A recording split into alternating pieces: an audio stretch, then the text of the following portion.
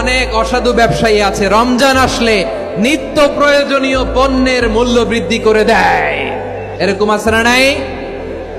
এগুলো করবেন না, মজুতদারি করবেন না, পণ্যের কৃত্রিম সংকট বাজারে করবেন না। আপনি লাখ টাকা কামায়া ভাবছেন যে রোজাদারদের কষ্ট দিয়ে ধনী হবেন, এমন রোগ আল্লাহ আপনারে দিবে, কোটি টাকা দিয়েও আপনি হাসপাতালের বিল পরিশোধ করার ক্ষমতা আপনার হবে না। খবরদার। শেষ বয়সে দেখবেন কি কষ্ট আপনার হয়। আপনি রোজাদারদের কষ্ট দিচ্ছেন, আল্লাহ আপনার সুখে রাখবে? আল্লাহর দোহাই লাগে আমার ব্যবসায়ী ভাইরা এটা করবেন না। আরব বিশ্বে আমরা দেখেছি, আরব বিশ্বের ব্যবসায়ীরা সারা বছরে ব্যবসা করে, রমজানে ভর্তুকি দেয়। আর আমার দেশের কিছু অসাধু ব্যবসায়ী রমজানে গলাকাটা ব্যবসা করে আর সারা বছর সইটার উপর দিয়ে চলে। চিল্লায় বলেন ঠিক কিনা? করবেন না, এটা করবেন না।